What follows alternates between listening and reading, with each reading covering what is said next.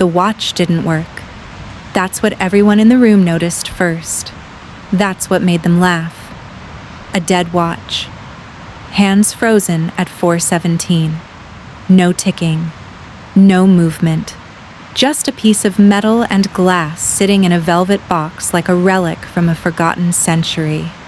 My grandmother's lawyer placed it in front of me the way a waiter sets down a plate, gently, almost apologetically, and said, "This is what Margaret Rose Whitfield has left to her grandson, Elliot James Whitfield. One wristwatch, circa 1921. The room erupted, not with gasps, not with shock, with laughter. Actual, genuine, unfiltered laughter. My Aunt Diane covered her mouth, but her shoulders were shaking. My Uncle Robert leaned back in his leather chair and let out a sound that was somewhere between a chuckle and a victory cry. My cousin Tristan, Golden Boy Tristan with his perfect teeth and his venture capital job title, didn't even try to hide it. He laughed openly, looked at me, and said, loud enough for everyone to hear, "Guess Grandma really knew what you were worth, Elliot." Worth? He said worth. Like I was a line item on a spreadsheet. Like my value could be calculated and the answer was one broken watch. Everyone in that room had just received something extraordinary. Diane got the vacation house in Maine, a 5-bedroom lakefront property worth over $1 million. Robert got the investment portfolio, blue chip stocks, bonds, and mutual funds, totaling approximately $2.3 million. Tristan and his sister Meredith split the cash accounts, $900,000 between them. Even the housekeeper, sweet Mrs. Aguilar, who had worked for my grandmother for 11 years, received $50,000 and a handwritten thank you letter. And me? The grandson who visited every Sunday. The one who drove 40 minutes each way to sit with her in the garden and listen to her stories about the old country. The one who held her hand in the hospital during those final weeks when nobody else showed up because it was too hard to see her like that. I got a watch that didn't tick. Now, stop right there. Before I tell you what happened next, I need to tell you something about this channel. I tell stories that will make you feel something real. Stories about betrayal, about injustice, about the moment when the person everyone counted out becomes the person everyone has to answer to.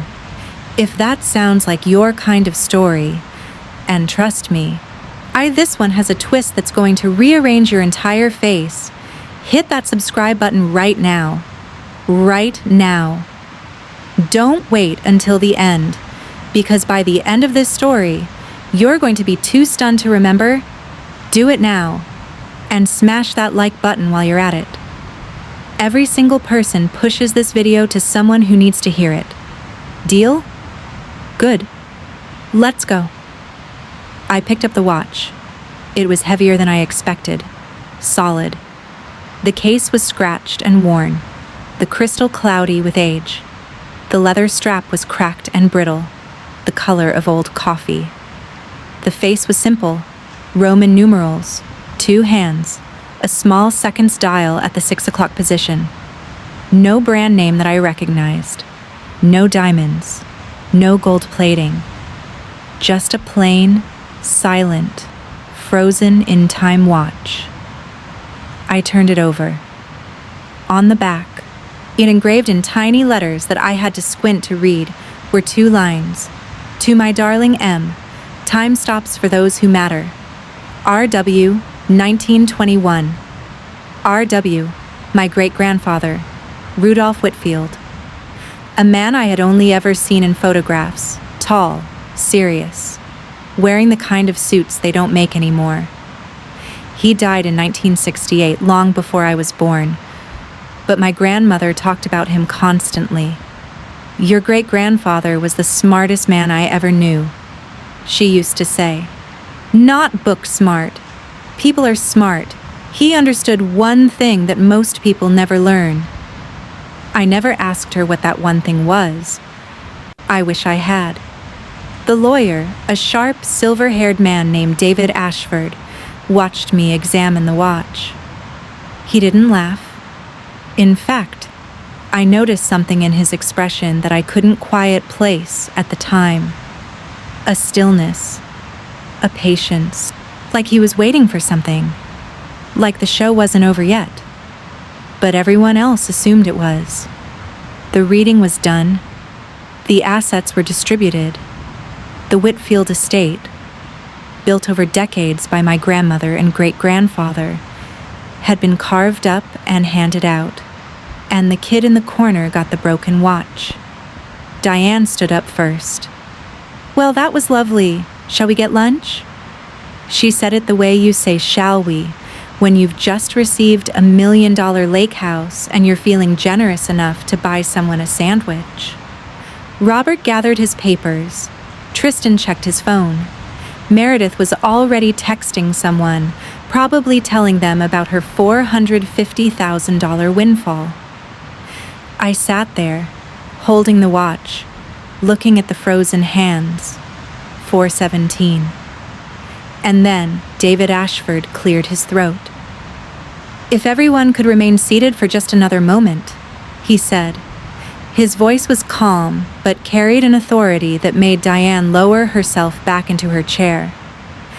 "There is one additional clause in Mrs. Whitfield's will that pertains specifically to the watch." The room went quiet. Robert frowned. "What kind of clause?" Ashford opened a separate folder, not the main estate file, but a thinner one, sealed with a red wax stamp that looked like it belonged in a different century entirely. He broke the seal carefully, unfolded a single page, and adjusted his reading glasses. "This is a supplementary clause, filed separately from the primary will, as was Mrs. Whitfield's specific instruction.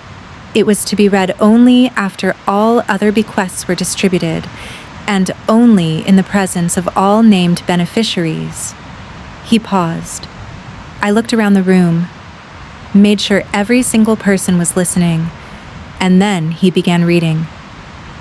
"But before I tell you what that clause said, and I promise you, what comes next is going to change everything you think you know about this story. Let me take you back. Let me show you who these people really were. And let me show you why my grandmother did what she did." The Whitfield family from the outside looked like a portrait of American success. Big house, nice cars, holiday cards with everyone smiling in matching outfits, the kind of family that neighbors envied and strangers admired. But behind closed doors, behind the Christmas photo and the Thanksgiving toast, the Whitfields were a battlefield. My grandmother, Margaret, was the matriarch. She was the one who held everything together. The money, the property, the reputation, to the illusion. She was sharp, elegant, and fiercely private. Born in 1929, grew up during the Depression, married Rudolph Whitfield at 19, and helped him build a small real estate business that eventually became the foundation of the family's wealth. When Rudolph died in 1968, Margaret didn't collapse. She didn't sell. She didn't hand the reins to anyone. She took over. She managed the properties. She made the investments. She grew the portfolio quietly and deliberately for over 50 years.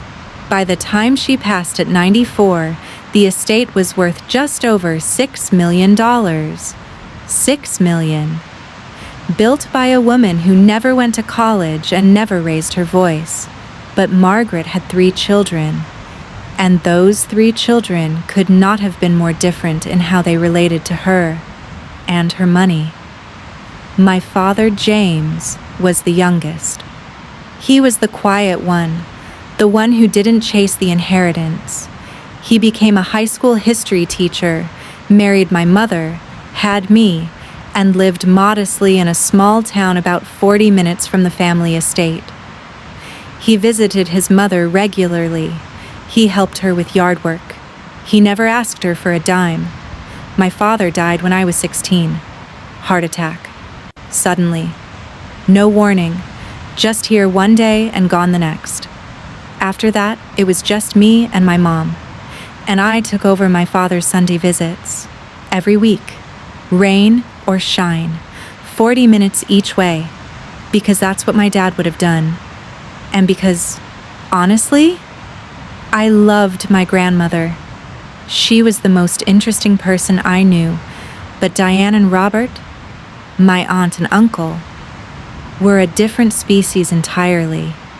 Diane was the eldest, married to a corporate attorney named Victor, lived in a beautiful home that she constantly reminded everyone was not quite big enough. She visited my grandmother primarily around birthdays, holidays, and, most importantly, whenever she needed something. A loan for the kitchen renovation, help with Tristan's college tuition, a small gift for their anniversary trip to Italy. Always asking, always receiving, always framing it as closeness when it was really just extraction.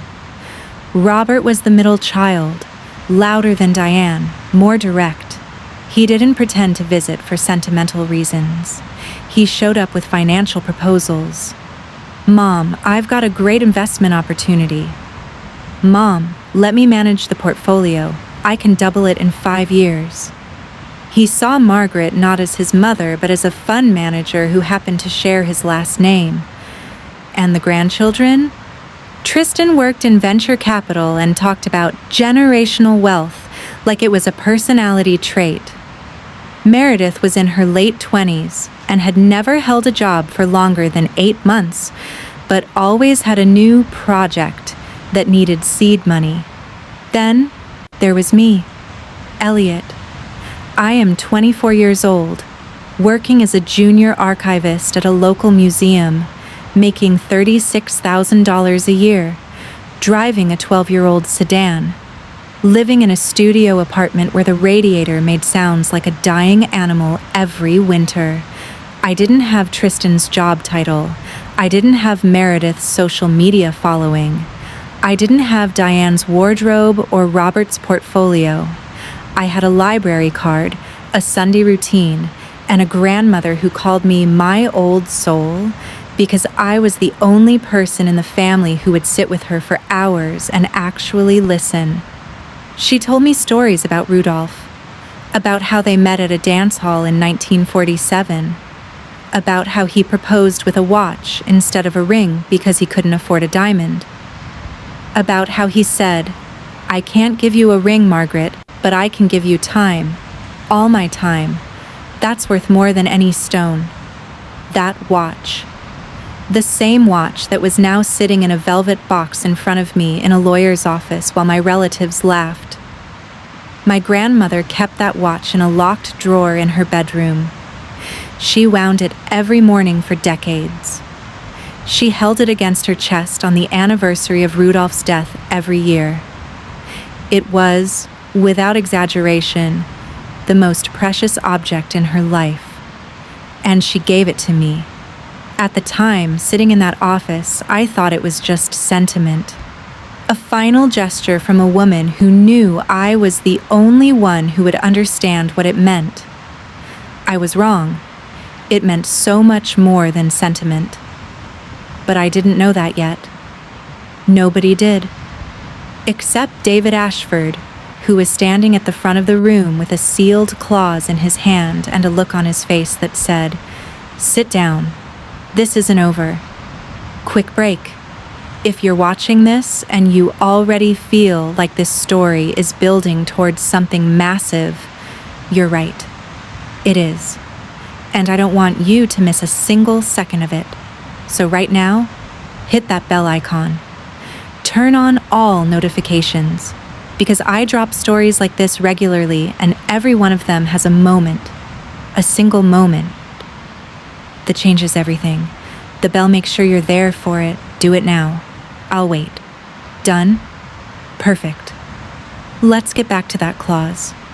David Ashford held the single page up and read it clearly, enunciating every word as if he knew, and I believe he did know, that what he was about to say would detonate a bomb in the center of the Whitfield family. Supplementary clause to the last will and testament of Margaret Rose Whitfield, dated March 3rd, 2 years prior to her passing, witnessed and notarized independently. He paused. The room was completely silent now. No more laughing. No more phone checking. Even Tristan had put his device away.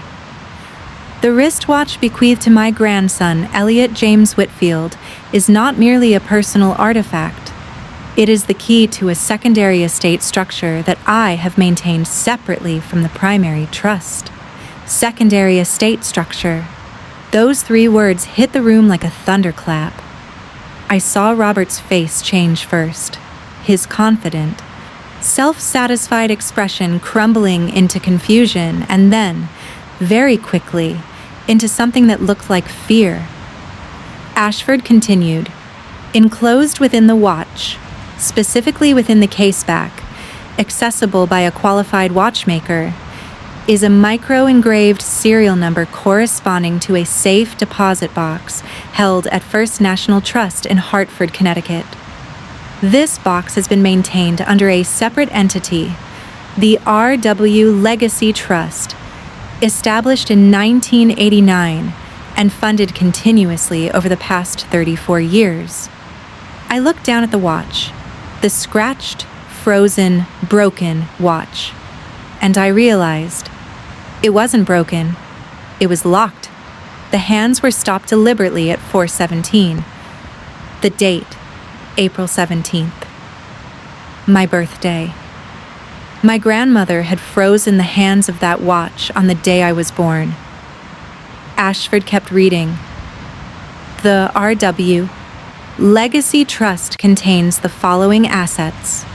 First, the original Whitfield property deed, a 40-acre parcel in Hartford County, currently undeveloped, with a most recent appraisal value of approximately $4.8 million due to its location within a designated commercial development zone. $4.8 million. I heard someone gasp. I think it was Diane, or maybe it was me. I honestly don't remember. Second, a collection of rare timepieces acquired by Rudolph Whitfield between 1920 and 1965, stored in a climate-controlled vault, most recently appraised at a collective value of $1.7 million. Rare timepieces. Rudolph wasn't just a real estate man, he was a collector, and nobody knew. Nobody except Margaret. Third, a cash reserve of $600,000 designated for maintenance, taxes, and initial operating expenses related to the trust assets, to be managed at the sole discretion of the named beneficiary. I couldn't breathe. I literally could not draw air into my lungs. The numbers were stacking on top of each other like bricks being laid on my chest. $4.8 million in land, $1.7 million in rare watches, $600,000 in cash.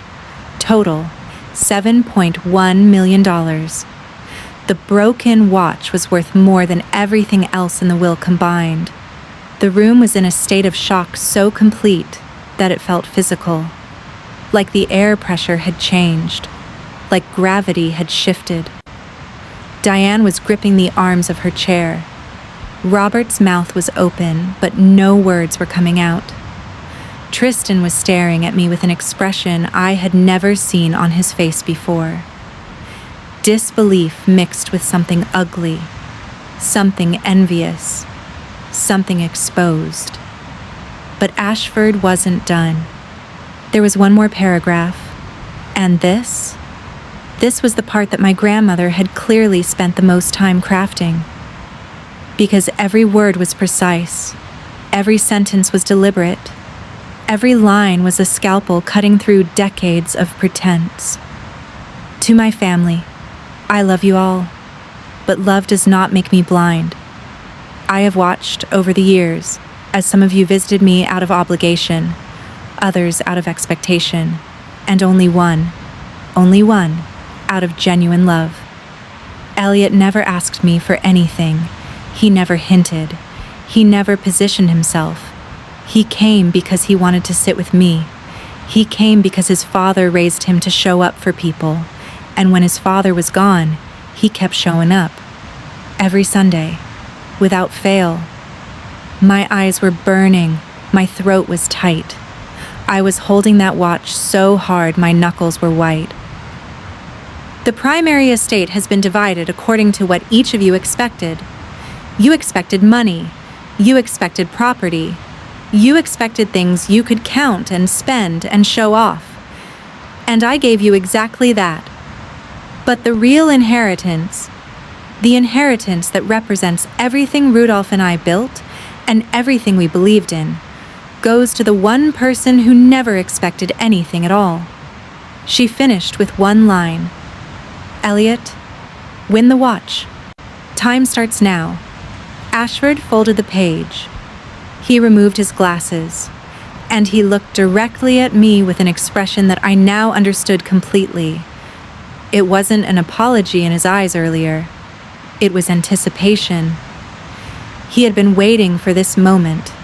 He had been holding this secret for 2 years, knowing that one day he would stand in a room full of people who had laughed at a broken watch and show them what it really was. The silence lasted approximately 8 seconds, and then the chaos began. Hold that thought. Hold it tight. Because what happened next in that room, the accusations, the threats, the desperate scramble of people who suddenly realized they had been outplayed by a 94-year-old woman, that's coming. But first, I need you to do something for me. Share this video, right now.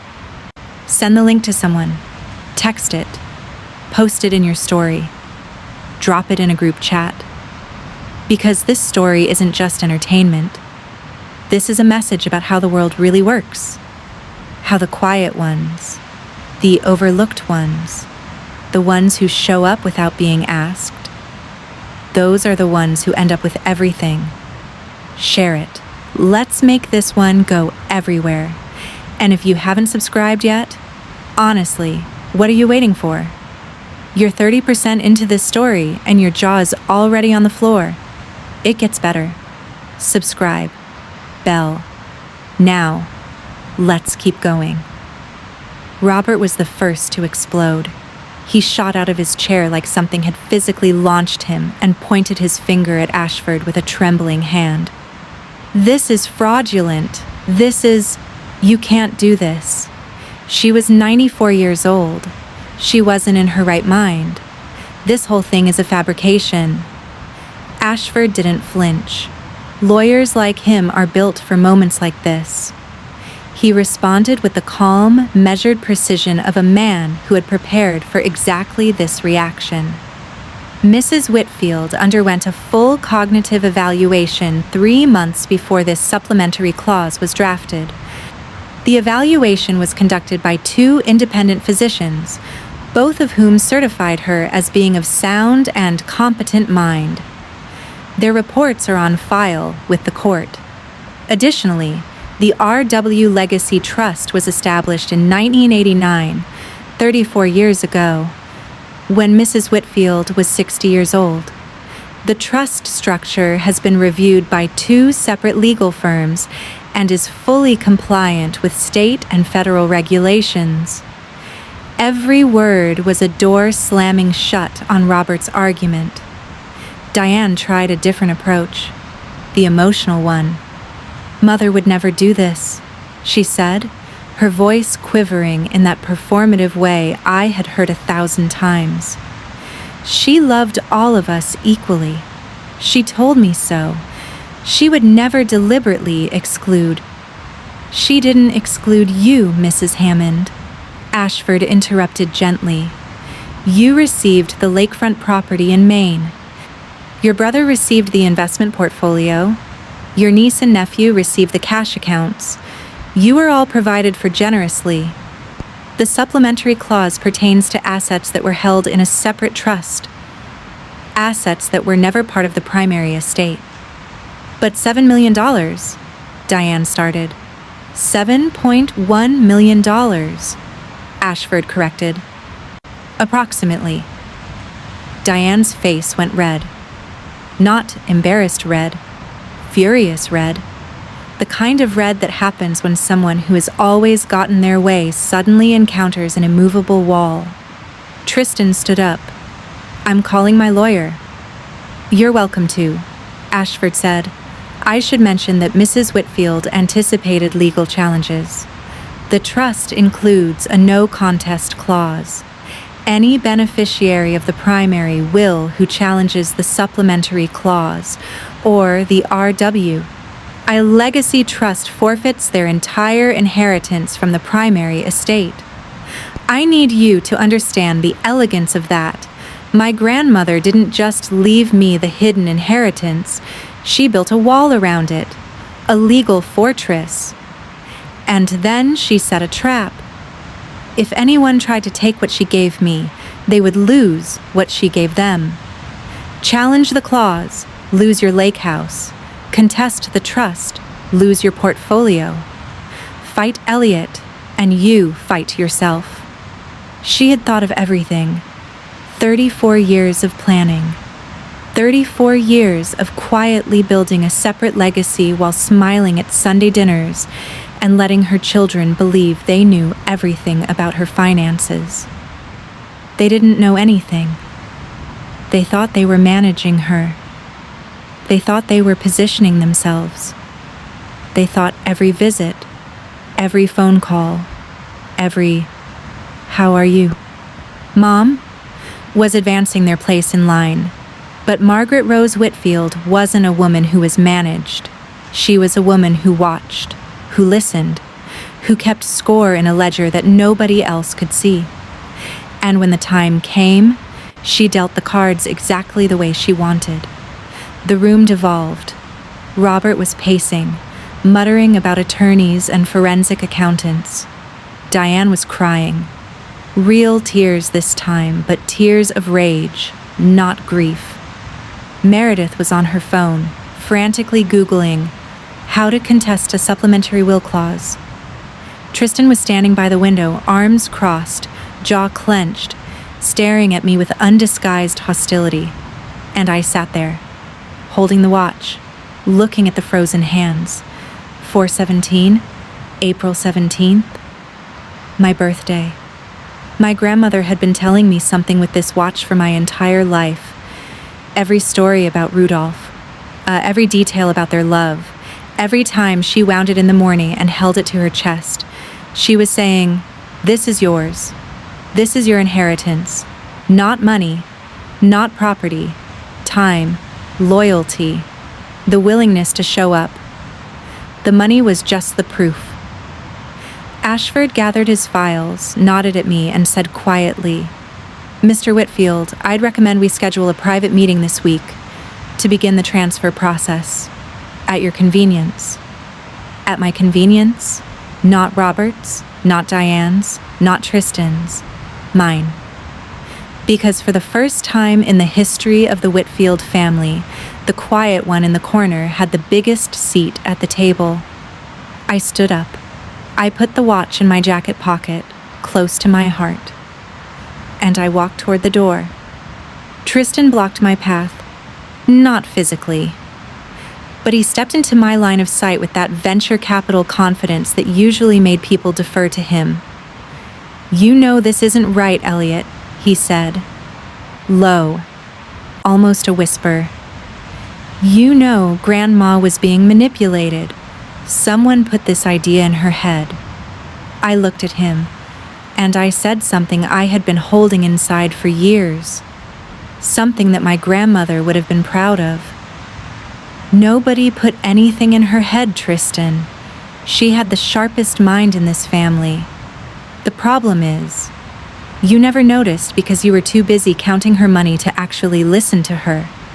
I stepped around him, and I left. 2 days later, I took the watch to a master horologist, a watchmaker named Edgar Pell who operated out of a small shop in downtown Hartford. He was 73 years old. He had been working with antique timepieces for over 50 years and came highly recommended by Ashford. Edgar examined the watch under a magnifying loupe for nearly 10 minutes without speaking. When he finally looked up, his expression was one of quiet reverence. "Do you know what this is?" he asked. I shook my head. "This is a 1921 Patek Philippe pocket-converted wristwatch. Custom case, hand-finished movement. There were maybe 30 of these made in this configuration. I've seen 2 in my career. This is the 3rd. He turned it over and carefully removed the case back with specialized tools. And there, micro-engraved on the inner surface of the caseback, invisible to the naked eye, was a 12-digit serial number. The key to the safe deposit box. The key to everything. "The watch itself," Edgar said. "Handling it like it was made of butterfly wings is worth approximately $180,000 to $220,000 at auction. Possibly more, given the provenance and the custom engraving." I almost fell off the chair. The broken watch, the one everyone laughed at, was worth more than my annual salary 5 times. And it was just the container for the real inheritance. Edgar also confirmed something I had suspected. The watch wasn't broken. The crown had been deliberately locked. A tiny mechanism, almost invisible, had been engaged to freeze the hands at 4:17. It was intentional. My grandmother had stopped the watch on purpose, on my birthday, as a message that only I would eventually understand. Edgar unlocked the crown, wound the watch gently, and for the first time in what might have been years, the second hand began to move. Tick, tick, tick. I held it to my ear and listened to the sound of time restarting, the sound of my grandmother's plan coming to life, the sound of a love story between 2 people, Rudolph and Margaret, echoing across a century and landing in the palm of my hand. "I'm not going to lie to you," I cried, right there in that little watch shop. A 24-year-old man crying over a ticking sound. But it wasn't just a ticking sound. It was my grandmother saying, "I saw you, Elliot. When no one else was looking, I saw you, and I saved the best for you." All right, pause. If this story is making you feel something right now, if that image of the watch starting to tick again gives you chills, I need you to do something. Drop a comment right now. Just one word. Tell me what you're feeling. Chills. Crying. Furious. Stunned. Whatever it is. Drop it below, because I want to know that this story is landing the way it deserves to. And while you're in that comment section, look around. You'll see hundreds of people feeling the exact same thing. That's what this community is. Real people, real feelings, real stories. Now let's finish this one. Within a week of the reading, I received 4 phone calls, 3 letters, 2 emails, and 1 visit. The phone calls were from Robert. Each one escalated in tone. The first was almost cordial. "Elliot, let's sit down as a family and discuss this rationally." The second was more direct. "This trust needs to be reviewed by an independent party." The third was threatening. "I have spoken with a litigation attorney, Elliot. This doesn't have to get ugly." The fourth, the last one I answered, was desperate. "Elliot, please. I'm asking you as your uncle. As a family. Family." He used that word. The same man who didn't visit my grandmother for 5 months before she died because he was traveling for business. The same man who forgot my father's birthday every single year. The same man who, at my father's funeral, spent most of the reception on his phone negotiating a real estate deal. Family. The letters were from Diane's husband, Victor, the corporate attorney. Carefully worded. Technically not threats, but close enough to taste like them. Irregularities in the trust structure. Potential undue influence.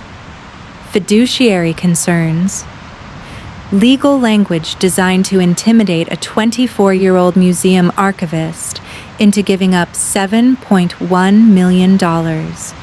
But here's what Victor didn't know. David Ashford had anticipated every single move, every letter, every phone call, every legal angle. Ashford had prepared for it. He had spent 2 years under my grandmother's explicit instructions, building a case file so airtight that challenging it would be like trying to punch a diamond.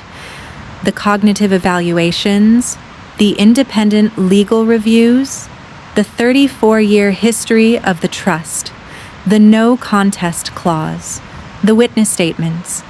Everything is documented, everything notarized, everything is bulletproof. When Victor's firm officially filed a preliminary challenge, Ashford responded with a 40-page legal brief that included a line I will never forget.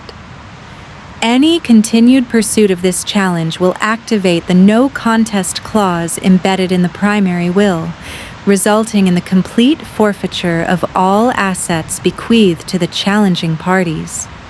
Mrs. Whitfield's instructions on this matter were explicit, unambiguous, and enthusiastically stated.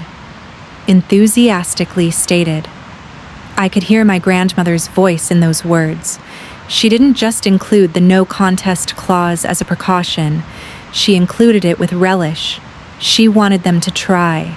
She wanted them to feel the walls close in. She wanted them to understand, in the most concrete possible terms, that the woman they had underestimated for decades had outmaneuvered every single one of them. Victor withdrew the challenge within 72 hours, and then came the visit. Tristan, at my apartment, unannounced. He knocked on my door on a Thursday evening. I opened it and found him standing in the hallway of my modest apartment building, wearing a coat that probably cost more than my rent, looking profoundly uncomfortable. "Can I come in?" he asked.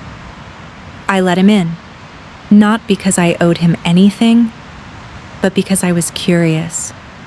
I wanted to see what the golden boy looked like when the gold was gone. He sat on my secondhand couch, looked around the studio apartment, the small kitchen, the book-covered desk, the museum prints I had framed myself, and said something that surprised me. "I'm not here to fight, Elliot. I'm not here to threaten you or guilt you. I just want to understand.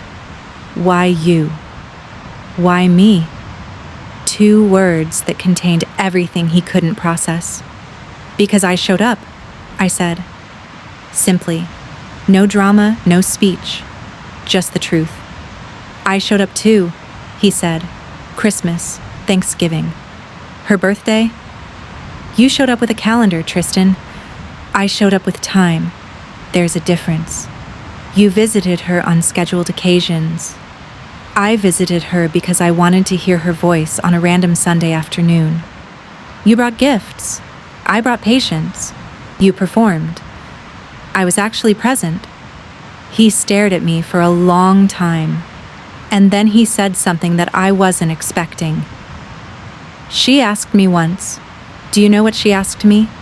She asked me what my favorite memory of her was, and I couldn't answer. I sat there, and I couldn't give her a single specific memory. I just said, 'All of them, Grandma.' And she smiled, but it wasn't a happy smile. It was the saddest smile I've ever seen." He paused. "That's when she knew, wasn't it?" That's when she decided. I didn't answer, because we both already knew.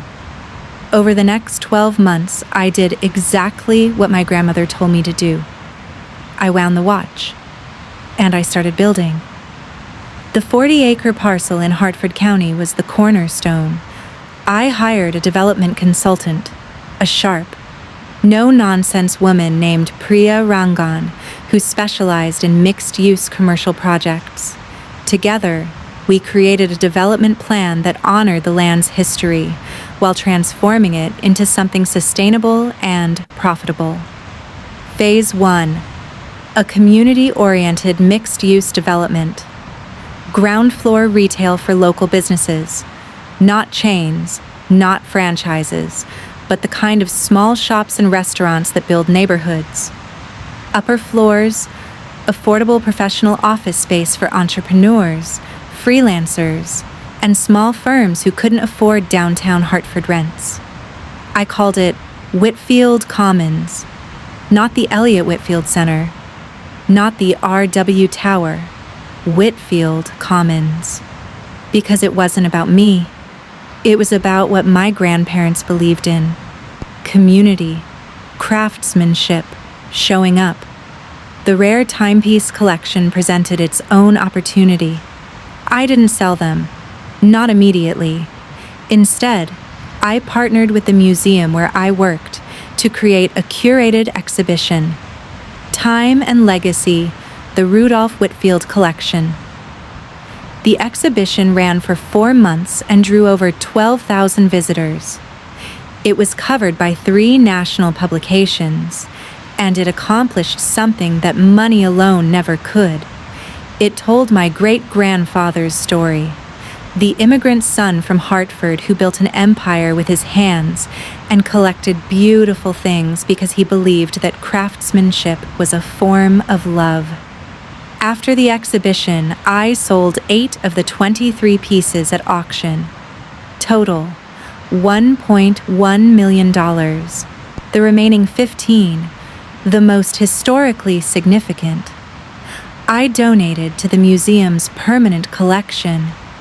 My name on the donor plaque, Rudolph's name on the exhibition hall. The $600,000 cash reserve funded the initial development costs and my own education. I enrolled in a part-time MBA program focused on real estate development and nonprofit management. I didn't quit my museum job. I studied at night. I worked during the day. I built on weekends, just like my great-grandfather. Within 18 months, Whitfield Commons broke ground. Within 30 months, the first tenants moved in. A bakery, an architecture firm, a children's tutoring center, a nonprofit legal clinic. Monthly revenue from the development, $47,000, and growing. I didn't buy a mansion. I didn't buy a sports car. I moved into a modest 2-bedroom apartment near the development site so I could walk to work. I kept driving the same 12-year-old sedan, although I did finally fix the radiator. I wore the same clothes, ate at the same places, visited the same library. The only visible change in my appearance was the watch. I wore it every single day, wound it every morning, listening to it tick against my wrist during meetings and meals and quiet moments. 417 wasn't frozen anymore. Time was moving, and so was I. Okay, we're approaching the end of this story, but before we get to the final moment, the moment that ties all of this together, I need to know you're locked in. If you've made it this far, you're not a casual viewer. You're part of this community, and this community deserves the best stories I can find. So hit subscribe if you haven't already. Hit the bell, and drop a comment telling me, what would you have done with that watch? Would you have sold it? Kept it? Wound it every morning like I do? Tell me. I read every single comment. 1 year after the reading of the will, I drove to my grandmother's grave. It was a Sunday. Of course it was a Sunday. I brought flowers, white roses, her favorite. I sat on the grass beside the headstone, and I talked to her the way I used to talk to her in the garden, like she was right there, like she could hear me. I wound the watch this morning, Grandma. I wind it every morning. The hands move now. 4:17 was just the beginning. You were right. I told her about Whitfield Commons, about the bakery that had just opened on the ground floor, about the tutoring center that was serving 60 kids a week, about the exhibition at the museum and the 12,000 people who learned Rudolph's name. You should see it, Grandma. You should see what your 40 acres became. Rudolph would be proud. Dad would be proud. I paused. I'm proud. For the first time in a long time. Then I told her about the family. Robert had sold a portion of his investment portfolio to cover a failed business venture. He was still wealthy, but diminished. Humbled, maybe. Or maybe just angry. I wasn't sure there was a difference with Robert. Diane still had the lake house, but Victor's law practice had lost 2 major clients after the embarrassment of the withdrawn will challenge. Their social standing, the thing Diane valued above almost everything, had taken a quiet but measurable hit. Tristan had left his venture capital firm. I heard he was taking time to find his next move. Whether that was genuine reflection or just a polished way of saying he was lost, I didn't know. Meredith had burned through most of her $450,000. Of course she had. And Derek, Robert's younger son, who I haven't mentioned until now because he was barely present in any of this, he reached out to me 6 months after the reading. Not for money, not for a fight. He sent a short email that said, "I'm sorry about how the family treated you, and your dad, and Aunt Karen. We were wrong. I'd like to buy you a coffee sometime if you're open to it." I was open to it. Derek and I meet once a month now. He's the only one.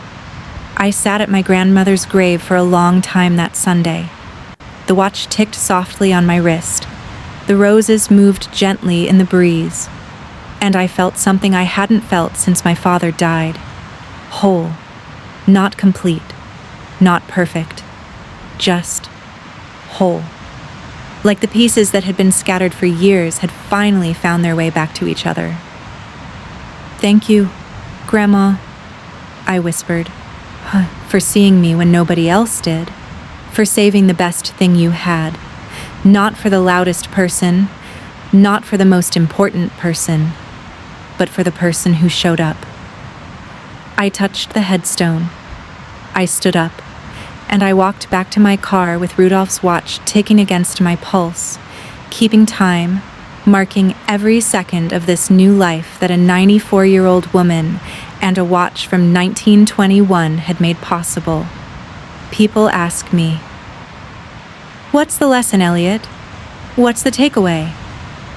And they expect me to say something about money, about inheritance, about outsmarting your family or playing the long game or making sure you're in the right position when the will gets read.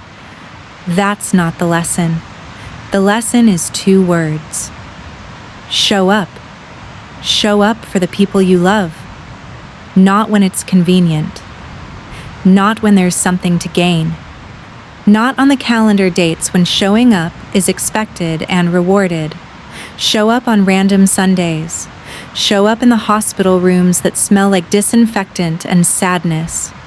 Show up when there's nothing to get except the sound of someone's voice and the warmth of their hand. Because here's the truth, and it's a truth that my grandmother understood better than anyone. People are always watching, especially the quiet ones, especially the ones who seem frail or old or past their prime. They're watching who calls and who doesn't, who visits and who avoids, who asks, "How are you?" and actually waits for the answer. They're keeping score, and the score isn't measured in visits logged or gifts given. It's measured in presence. Real, honest, unglamorous presence. The kind that doesn't look good on Instagram. The kind that nobody applauds. I'm the kind that happens in small rooms and quiet gardens and 40-minute drives on Sunday mornings. My family laughed at the broken watch. They saw a piece of junk, an insult, a consolation prize for the grandson who didn't matter. But the watch wasn't broken. It was waiting. Waiting for the right hands to hold it. Waiting for someone who would understand what time really means. Not minutes and hours, but moments. Moments spent with the people who matter. My grandmother left my aunt a house. She left my uncle a portfolio. She left my cousins cash. And those things will be spent, depreciated, divided, and eventually forgotten. She left me time. And time, properly invested, is worth more than everything. Rudolph knew it in 1921 when he gave Margaret a watch instead of a ring. Margaret knew it in 1989 when she started building a trust for a grandson who hadn't been born yet. And I know it now, every morning when I wind that watch and hear it tick and remember that the people who laugh the loudest are usually the ones who understand the least. To everyone listening who has ever been the quiet one, the one who sits in the back, the one who gets the leftover seat, the one who shows up without being asked and leaves without being thanked. Hear me clearly. You are not invisible. You are being watched by the people who matter most.